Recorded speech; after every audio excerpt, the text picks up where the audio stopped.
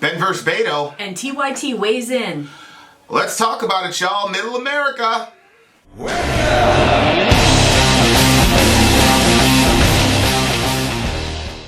Well, a couple days ago, CNN had a town hall on LGBTQ equality and rights.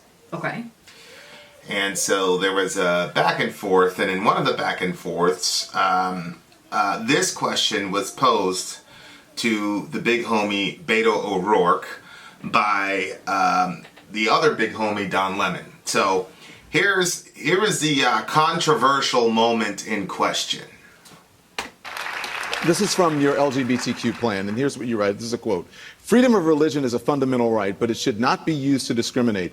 Do you think religious institutions like colleges, churches, charities, should they lose their tax-exempt status if they oppose same-sex marriage? Yes.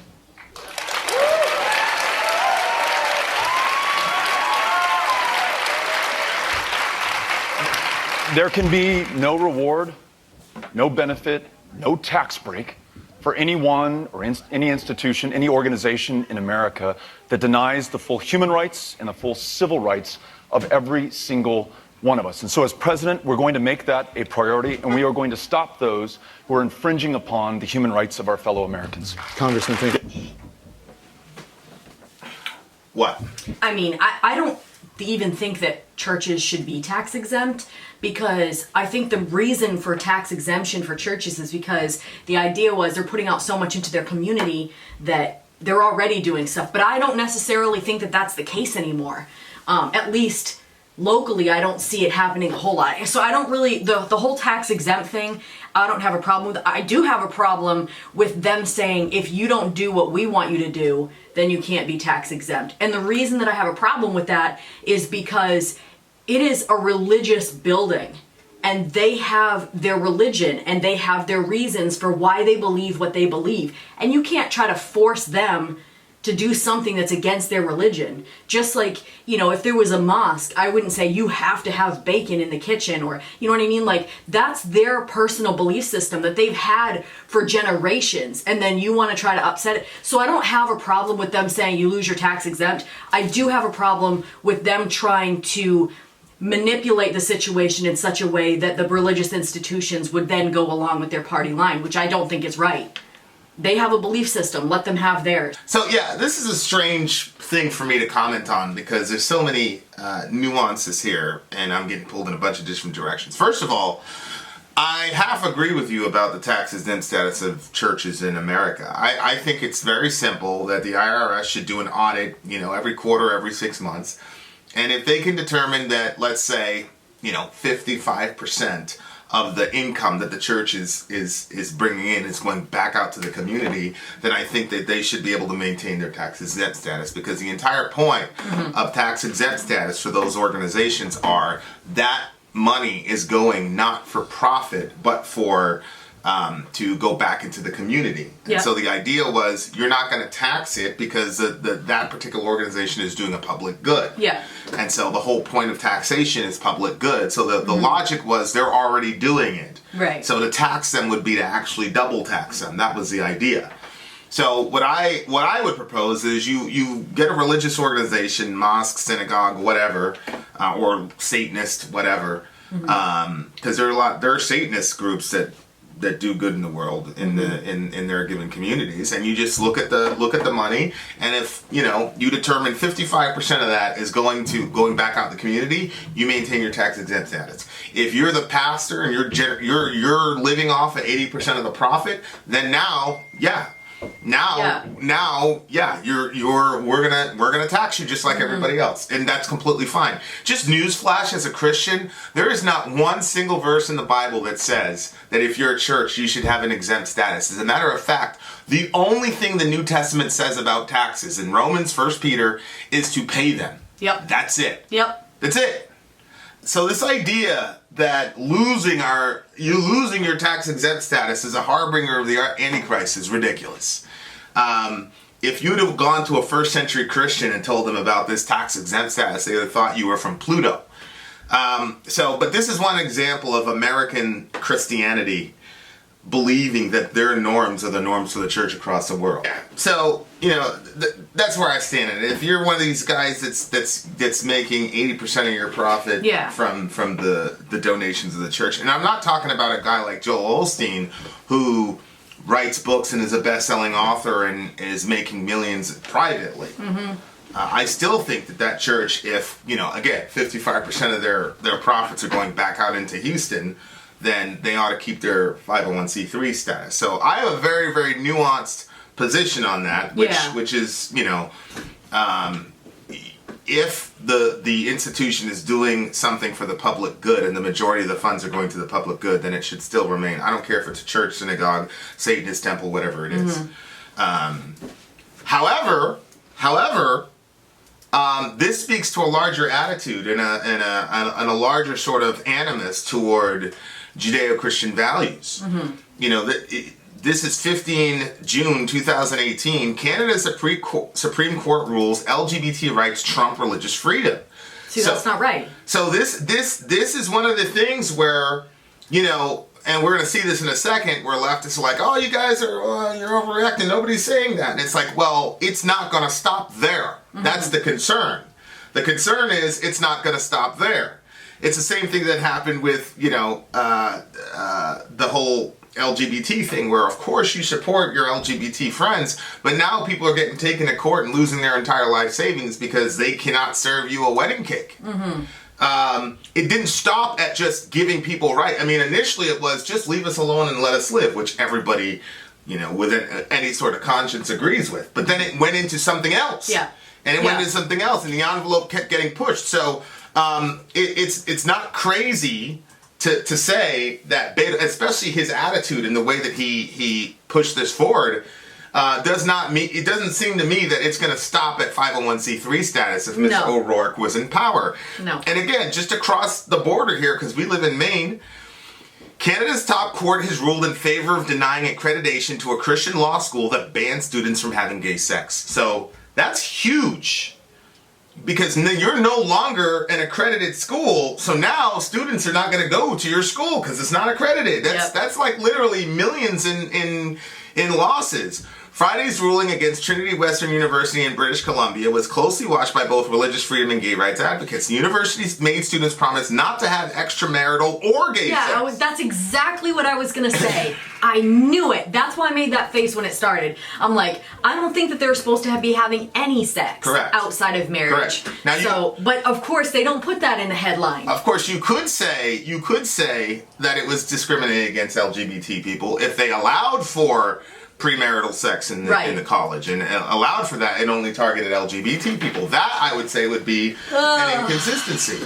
But everybody understands Judeo-Christian sexual mores. You wait till you're married to have sex, and marriage is between a man and a woman. That's their conviction.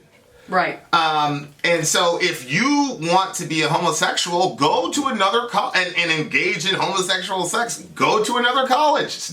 I'm sure there's lots of very fine schools that you could go to. And by the way, before somebody brings up the race thing, I was not, and I've never been a fan of the forced integration that happened in the late 60s and 70s in America. My thought... I've always said that. I've always said that. My thought on that is that black businesses were thriving. Black schools were thriving. Walk past the milkshake shop that won't serve you and walk a couple extra miles to the black milkshake shop and let the free market do what it does. If you're losing 12% of your revenue and 2% of your white constituents because they're allies of these people, then the free market's going to do its own thing and you don't need the government to force people to do anything. It's the same thing with the LGBT situation. If somebody doesn't want to bake you a cake, go ahead and protest, call them out on Facebook, don't bring the government into it. That's how it works. That's how boycotts work. That's how it happens. But this stuff where the government goes and forces you to do stuff with people is ridiculous. And now here we go. Now, in my mind, this is a crossing of the line. And sure enough, the BBC, I think the BBC is correct here, that this is about one group's rights, the LGBT, trumping religious freedom. And so I'm not sure that they meant to say that correctly, but you got a lot of people on the right wing here who are like, wait a second. So what's next? And like you said, should the masjid have to serve a bacon, lettuce, and tomato?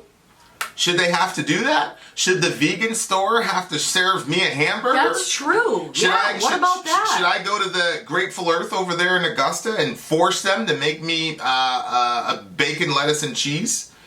Can they do that? Can I do that? Of course not. These people have the conviction that killing animals is wrong and that meat is murder. Now, I think that's ridiculous as far as food goes, but that's their belief system. And I don't get to go and petition the government to force them to make a sandwich for me that contains meat against their conviction. Mm-hmm. Mm-hmm. I can't say they're discriminating against my carnivorous inclinations. I can't do that. So, look, this is this radical leftist stuff that pushes people who are otherwise calm about a given situation into a frenzy. Because left to itself, I agree. Beto, all he said was they should lose their tax exempt status. Mm-hmm. I don't really care about a tax exempt status for a church, to be honest with you.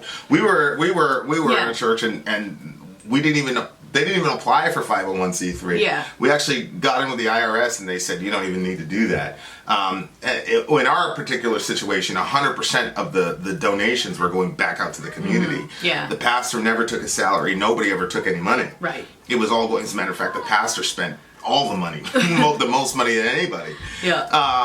As in the pastor tithed the most, put the most money into the church. Yeah. So the principle of the tax exempt status doesn't bother me, especially right. And that's what I said at the beginning. Whatever, from I don't care about that. I do have a problem with somebody trying to force themselves and their beliefs on somebody else's religious beliefs. Correct. I don't think that that's right at all. Correct. I don't think that you should force stuff on the Satanists. I don't think that you should force something on the Muslims. I don't think that you should force stuff on the Buddhists. I don't think you should force stuff on other people's religions. No, you can't. If they have a place where they conduct their religious activities, you cannot go in there and tell them they have to do otherwise. That's their religion. Leave them alone. I don't think that that's right. Yeah.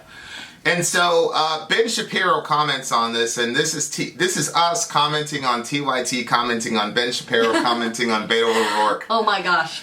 Here we go. Ready? Yep. It took Ben Shapiro only a couple of minutes to move from a quote from last night's Equality Forum, Beto O'Rourke talking about tax breaks for religious organizations that discriminate against certain Americans, to threatening to gun down either Beto O'Rourke or a truancy officer were they to come to his door in a circumstance he didn't like. If that seems crazy, it's his show. Let's watch. Here's the other thing. A church has no power to dictate whether or not two men can get married in the first place. The church has no legislative power. So this whole thing about the church discriminating against, like, what are you talking about?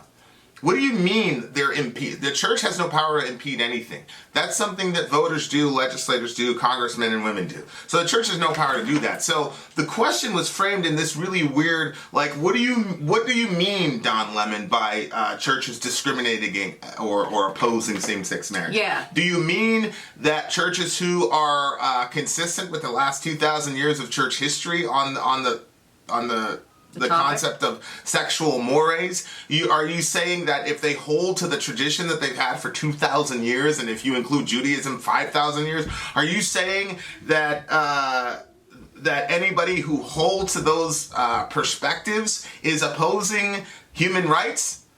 What are you talking about? Because to me, that's the only thing that I can come up with. Because the church, we have the Establishment Clause. The church does not dictate laws in America. There's a separation of church and state. See, here's the thing that gets me about people with the Establishment Clause. Anytime the church does something to impose on the secular world, they automatically, Establishment Clause. Yeah. So prayer in a public school, Establishment Clause. Mm-hmm. But the very reason the Establishment Clause was drafted in the first place was to keep the state out of the affairs of the church. Mm-hmm. This is a violation of the Establishment Clause if you really look at it. The state has no right to tell the church how to conduct its business, or the synagogue, or the masjid, or the satanic temple. We have a separation between the two. Good night. So I don't even understand the point of that question. But okay, so here's Ben Shapiro's response to the Beto situation. In other words, if you're a church, you're not infringing on anybody's rights. You're just saying you can't come here for your marriage. Go to the church down the street. You're a religious school. You're saying, listen, you want to learn about gay rights? Go to the public school down the street. You're not infringing on anybody. Your mere existence is an infringement, according to Beto O'Rourke. The institutional existence is an infringement on liberty, according to Beto O'Rourke, and you must be shut down. You want a culture war in this country? You damn well have it, Beto O'Rourke. You want a culture war in this country? You want this country to come apart at the seams? This is how you do it. Because I promise you, if you come to tell me that you're going to indoctrinate my kids in particular policy and that I can't pull my kid out of the school and send my kid to a school I want to send them to, that I can't go to the church or synagogue that I want to go to, and if you make that national policy, not just California policy where I can move, but national policy, people are not going to stand for that. They're not going to stand for that. And if you send a truant officer to remove my child, I have two choices at that point, right? If I have no place to move because you've now made this national federal policy, I now have two choices. One is to leave the country utterly. Two is to pick up a gun. Those are the only choices that you have left me. And now people on, oh, this is, how could you say stuff like that? How could you be so extreme? It's not extreme to defend the fundamental rights the Constitution was created in order to protect. Beto O'Rourke does not get to raise my child. And if he tries, I will meet him at the door with a gun. That is insane. That is insane. If he tries to remove my child from my home, and well, he's not suggesting that. Where do you think this goes? Yeah, he wasn't. Okay. Well, I don't think your gun is going to stop that if that's something that's on the federal level. well, look, people, especially if you're not from America, people need to understand that America was founded by people who did this exact thing. Yep. Okay? This is how we were born. It was common citizens saying, I've had enough. And if you show up here and you try to tax us again, or you show up here and you try to impose, you know, the Brits used to have this law where a soldier could run up in your house and you'd have to give him room and board. Yep. And they got to the point where they say, if you do, you know, go read the grievances. Look, and Ben Shapiro is a student of American history, and a lot of people on the right are students and lovers of American history. This is what this country was born in. This is not crazy talk from that perspective. And obviously, if we ever got to the point of a dystopian society where the folks would show up and force your kids to, you know, to go into their brainwashing facilities, people are going to have issues. Now, you know, we homeschool our kids. Right. One of the reasons we homeschool our kids is because we absolutely believe that the inculcation of worldview is the ultimate reason for education. That's a fact. There's no way to teach history without presuppositions. There's no way to teach science. There's no way to teach math. There's no way to teach any of these things unless you're coming from a certain type of perspective. Yep. And so we're very, very purposeful about educating our children. And so is the government. We've seen this historically with Hitler Youth and Hitler talking about, we saw this also with Stalin, where he took over the education system. And Hitler did the same thing. So people can all they want, but it's like I always say, you never know when you're in the middle of an atrocity until the next generation. Right. And so if I see the pattern of you know, these strongmen dictators taking over public education, at minimum what that says to me is that those individuals believed that the influence of education over children was paramount to their movement. So even if it's ridiculous to think that that could happen in America, and it's not, at minimum you could say those examples make us realize that the education of children is a fulcrum issue in guiding where a society is going to go. Now, most parents are not as purposeful and are not conscious of that fact. We are. So we're very, very conscious. Absolutely. I mean, shoot, we don't even watch TV shows without pausing and saying, okay, you see what these guys are doing? This is what's happening. Yep. We're formulating worldview. Now, you can call it brainwashing. You can call it whatever you want. But somebody is going to influence the minds of the children. Yeah. That's a fact. And the public education system is not neutral. And unfortunately, many leftists are not neutral on this point. Many leftists know this too and have articulated it. I don't know if you remember Ms. Harris from 2012 when she said the following. We have never invested as much in public education as we should have because we've always had kind of a private notion of children. Your kid is yours and totally your responsibility. We haven't had a very collective notion of these are our children. So part of it is we have to break through our kind of private idea that kids belong to their parents or kids belong to their families and recognize that kids belong to whole communities. Once it's everybody's responsibility and not just the households, then we start making better investments. No. No. So My kids don't belong to the community. So here we go. Here we go. They're a part of the community, but they don't have the community's last name. Right. My son's name is not Dorian Lewiston. Right. But Wow. the leftists do not realize how this sounds to other people. That sounds crazy. So if you, and then again, Wait, you know, I believe somebody said this once before in history. Was it Hitler? Right. Look, and again, anytime Hitler comes up, people roll their eyes. Anytime you bring up these crazy people, hello! It was less than 100 years ago. Yeah. People are so silly. Do you really think human beings have evolved that much morally and ethically and psychologically that we can now just dispense with Hitler and Lenin and Stalin and we can't look at the patterns that created these people? This is silliness.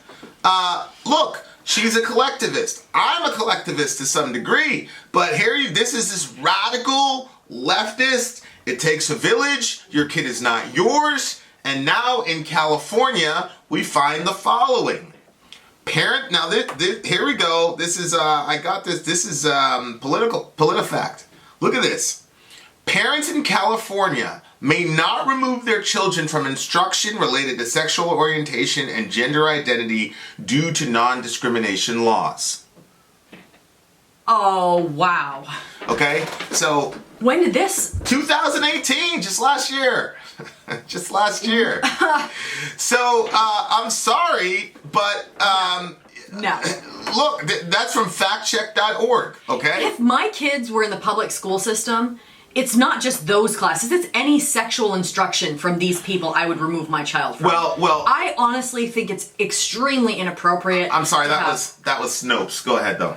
I think that that's extremely inappropriate to have other adults teaching my child about sexual stuff. That is, I, as the parent, want to handle that situation. Right. I do understand that there are some kids that do not get sexual education from their parents. There's lots of kids that don't. They need that class for those students, but my kids do not need that class. Okay, so and the sexual education that you got in high school was ridiculous.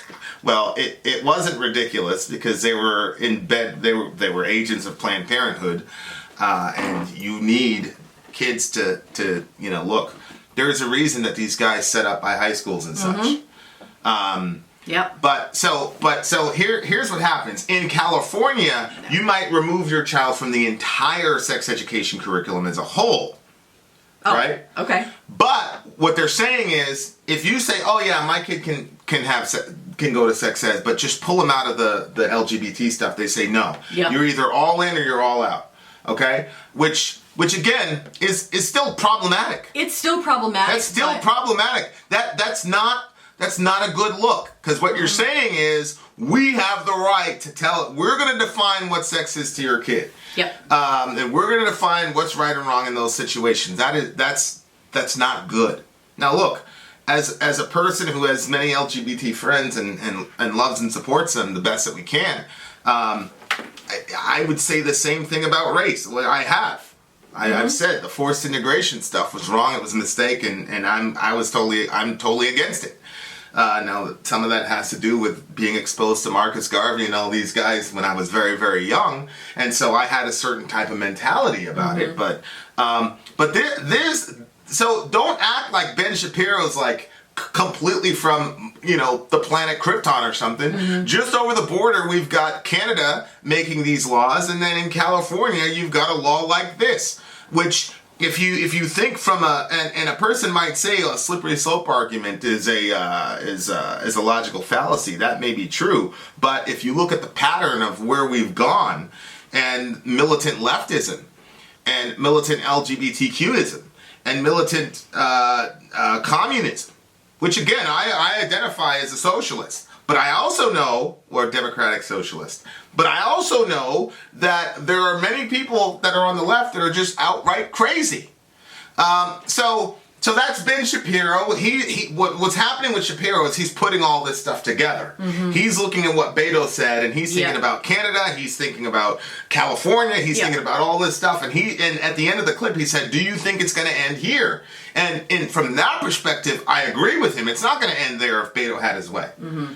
Because these guys are doing the best that they can to out-left each other. Yep. So it's not going to stop there. Yep. Now, the whole idea about the gun, we're pacifists, so we don't believe that you should ever meet a government official or anybody with a gun because I'm a radical pacifist. I mean, we actually did a moderated debate about it. Yep. I believe that that's what Jesus calls us to do and to be. So I do not support Mr. Shapiro's idea about showing up with a gun and killing people. Who are agents of the state. Yeah, that's crazy. If he said he gave two options: leave the country or show up with a gun. I would leave the country actually before I would show up with a gun. And shoot I think. Look, here's the thing: if America ever got to the point where the jackbooted troops were going to come and confiscate your kids and send them to the brainwashing facility, there would be nowhere for you to go. There'd be nowhere for you to go. What country would give you the freedom if America would fall to that degree? That's the thing. It's like, where are you going to go? Are you going to go to Uganda? Maybe you can go to Uganda, Ben Shapiro. I don't think you'd like it over there, though. Something tells me that Mr. Shapiro would not enjoy himself in Uganda.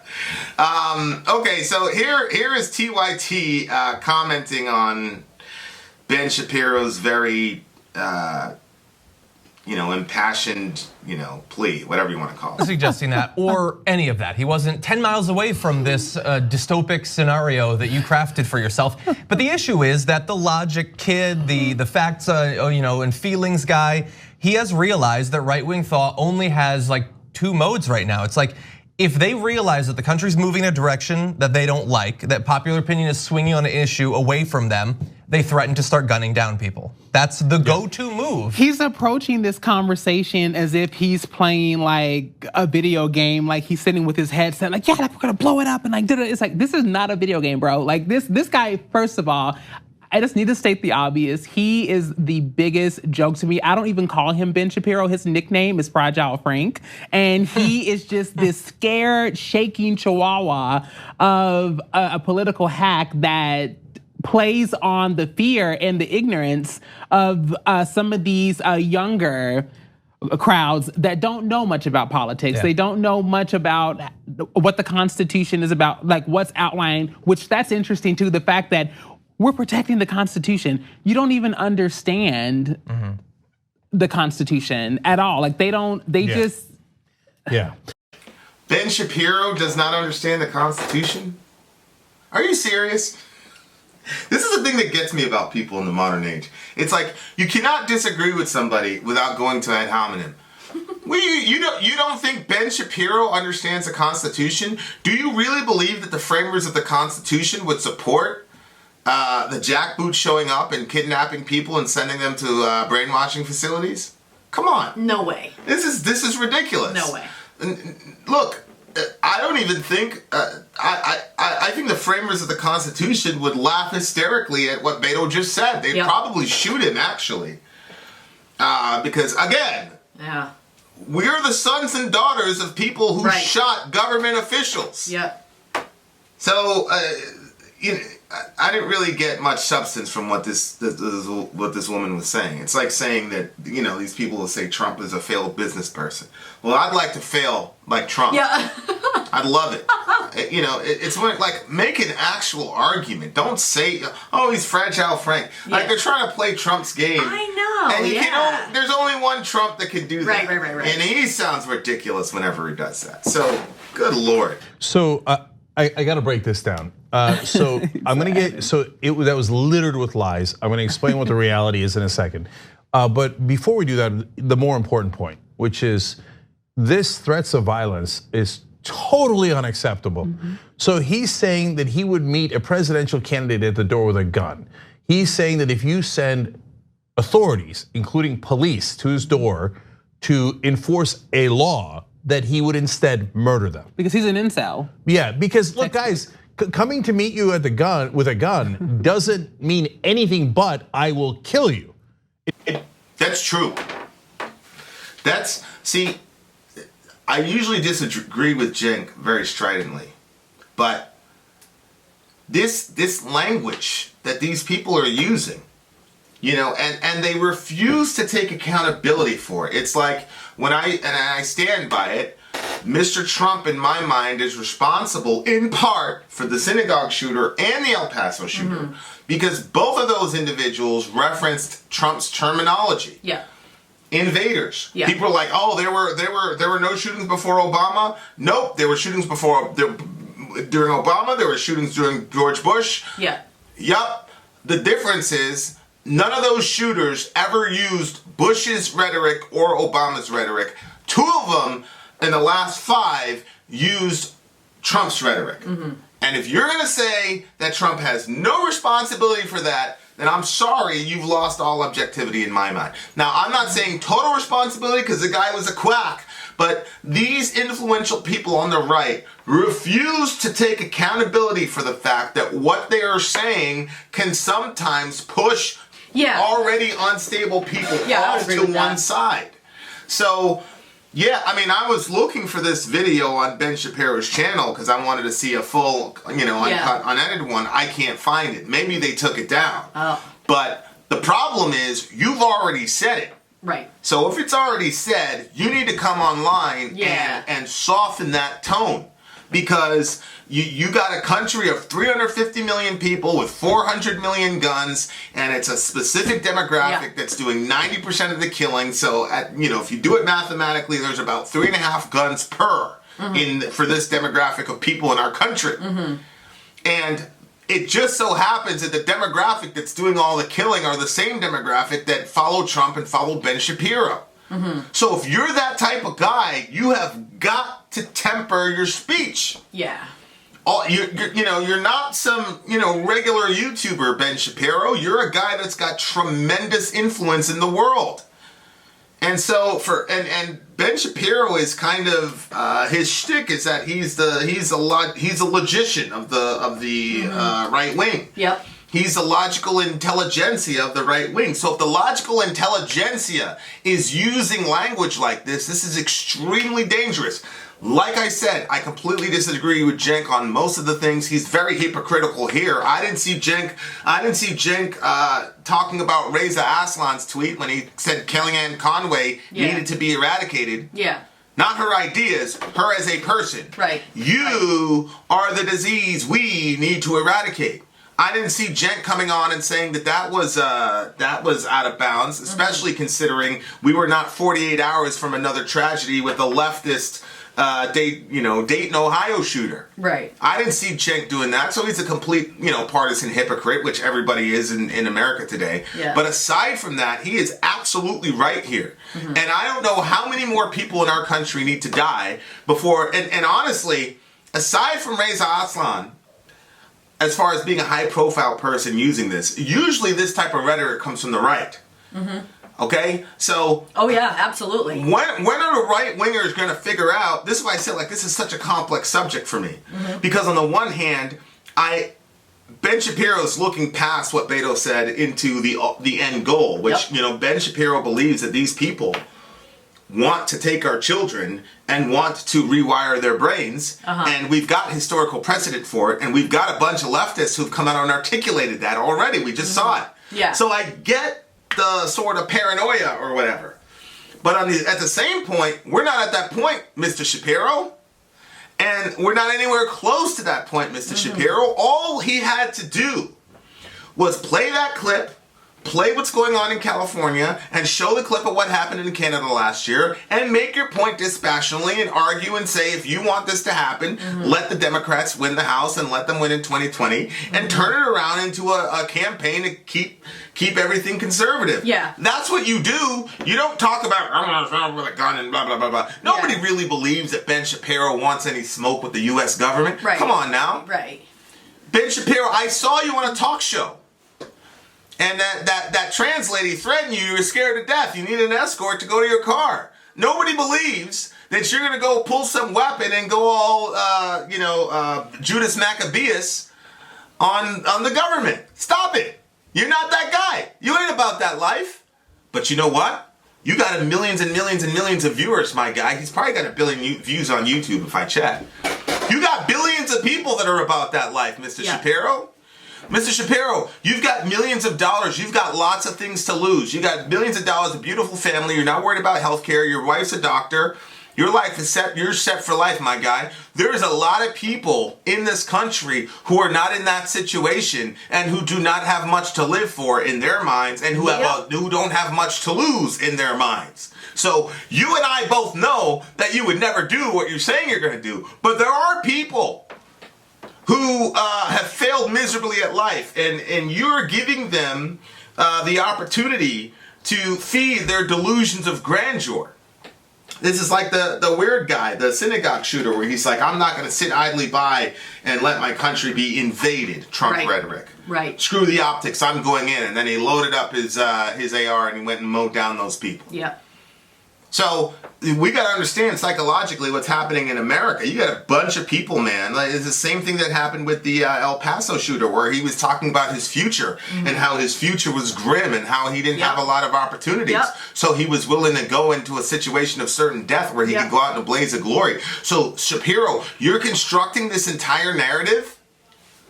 Yep. And you won't do what you say you're going to do, but there's a lot of people who would go out and storm and do some craziness to add some sort of meaning to their already suicidal ideations. Yeah. This is not good, and Cenk is 100% right here. I just wish he would be consistent, but trying to find a consistent pundit nowadays, forget it.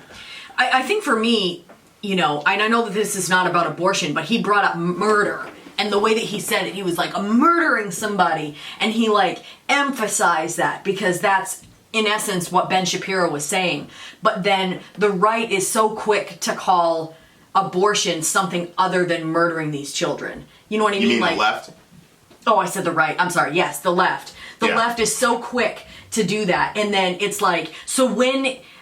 That's the one thing that I get really annoyed with as far as politics go, is that there's so much hypocrisy, and all of a sudden you're clear as anything when it's a subject that you want to talk about. Right. But then when it's something that you don't want to, then all of a sudden it's great and you're not sure, and it's you know what I mean? And I understand that both sides do that, but there has got to be some honest middle that says, just there's lots of people that are like, oh yeah, abortion's wrong, well we should blow up the abortion clinics. No, because that also is murder. We don't advocate for the murder of anybody, from the child in the womb to the doctor that's doing those horrific acts, or anything, an invader in our home, none of that. We don't advocate for murder anywhere. And that's what, there needs to be some consistency in people's belief systems, where they actually, do you actually believe what you say, or are you just saying something and parroting something from your side, and then you go forward with it, not realizing the hypocrisy that you're walking in.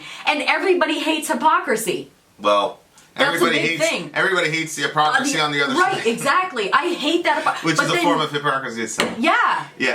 It's just, that was all I could think of when he was like, murder. It's like these leftists who want to impeach Trump over Ukraine and give Biden a complete pass. Right, come on. It's completely ridiculous.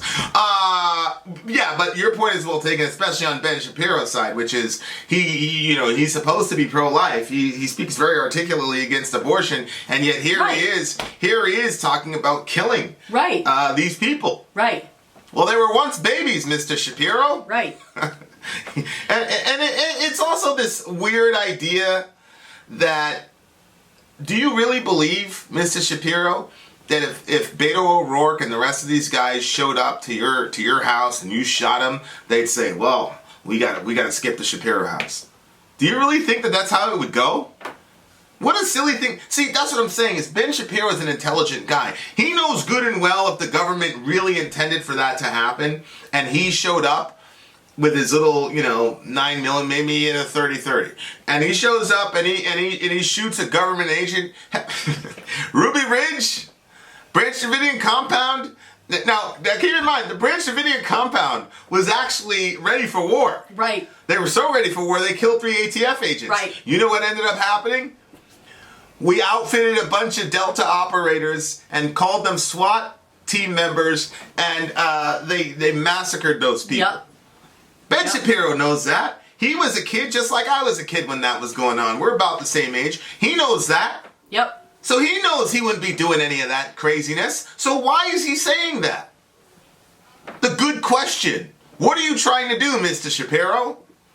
Who are you trying to inflame? What are you trying to stoke up? See, this is what happens. These right-wingers, they use all this type of crazy rhetoric. They get people inflamed. Some psychopath does something, and then they go, hey, we had nothing to do with it. Mm-hmm.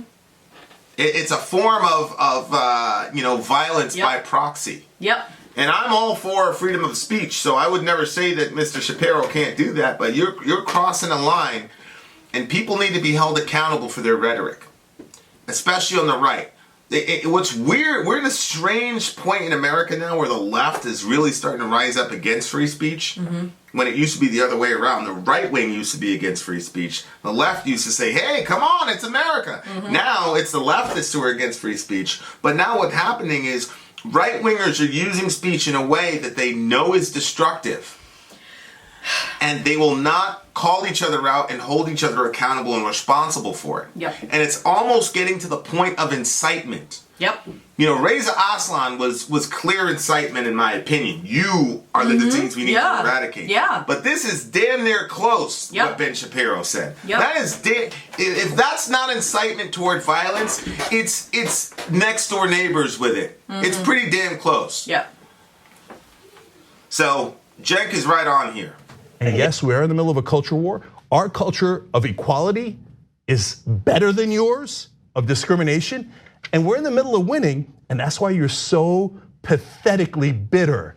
And you've lost the debate, you've lost the American people. They agree with us. 2/3 agree with us on every one of those issues. That is why you are desperate and go, you know what? I'm gonna do the only thing that right wing's got left, violence.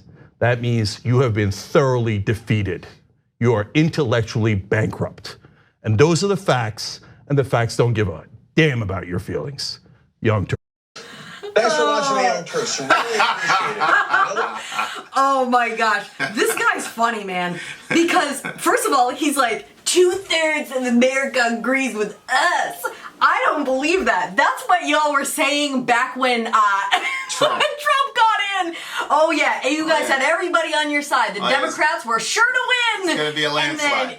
And then Trump won. So your 2/3 number, I'm not sure where you're getting that, but you better look out. It might be another embarrassing thing for you guys. I think we're probably representative of where a lot of America is at. We believe, look, 2 gay dudes want to get married, 2 women want to get married. Go for it.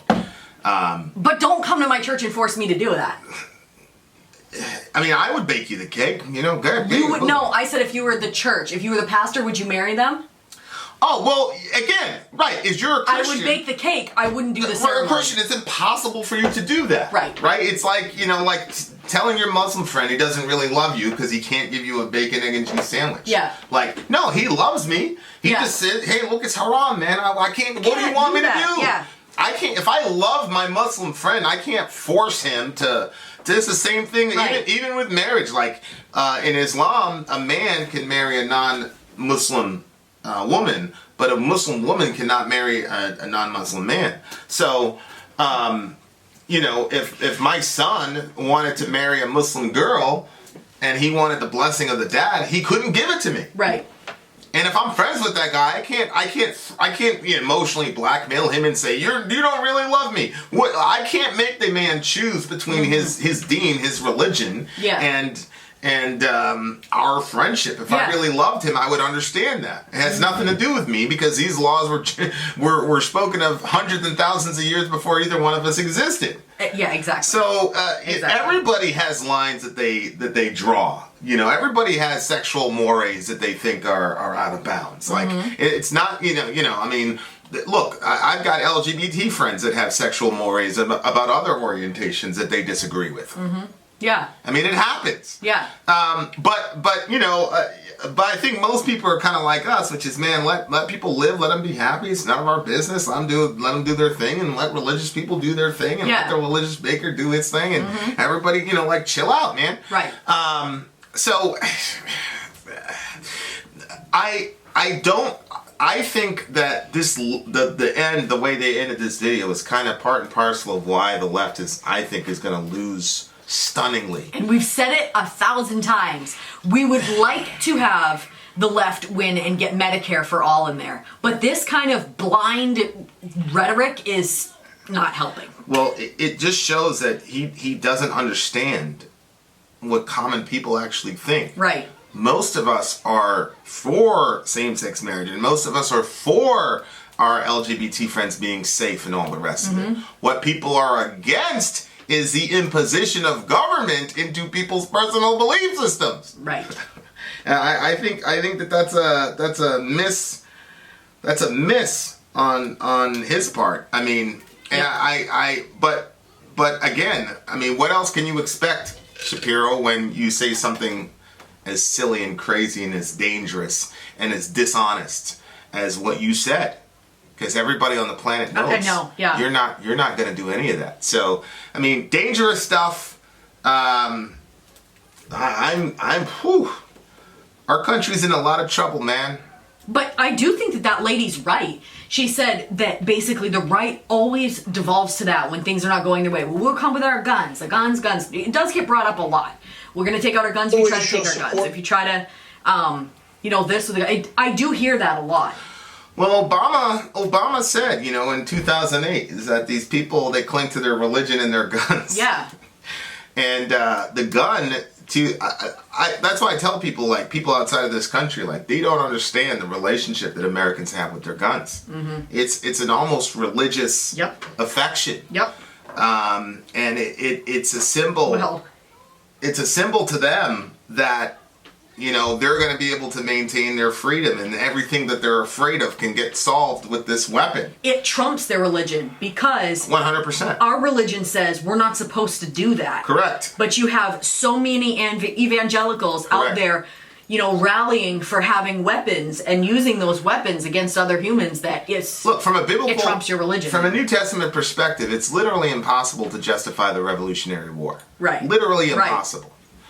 Right. It's complete and total disobedience to the New Testament ethic. The Revolutionary War was. So you're right, very well taken. They're not clinging to their religion, because if they were, you'd have a mass purge of guns on the right wing who claim to be Christian. So, I mean, there we are. And look, if you disagree with me that from a New Testament perspective the Revolutionary War was unbiblical, please provide the chapter and verse. Don't give me your logic. Don't give me your reasoning. I think I've demonstrated that or your feelings on it. I can reason my way out of anything.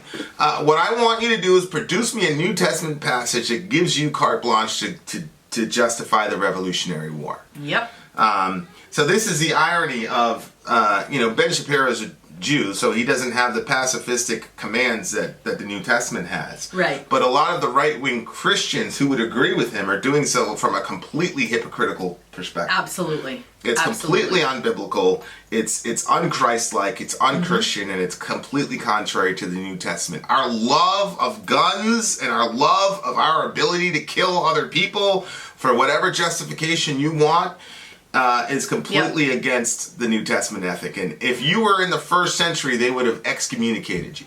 Absolutely. Those are the facts. Absolutely. Those are the facts. Go watch the debate that I did with another, and look, these are brothers in Christ, but we're wrong big time on this one. Yep. So there you are. Stay safe out there, everyone. Good night. You got Ben Shapiro, a.k.a. Benjamin Ben Rambo out there. So never mind. What'd she call him? Frank or something? Man, that lady. I don't take that lady seriously, man. Come on now. I gotta get out of here. Vin out. Oh, wait. Sorry. Love your neighbor. Wrong channel. Take care of each other. Middle America. We are the media. Till next time, guys.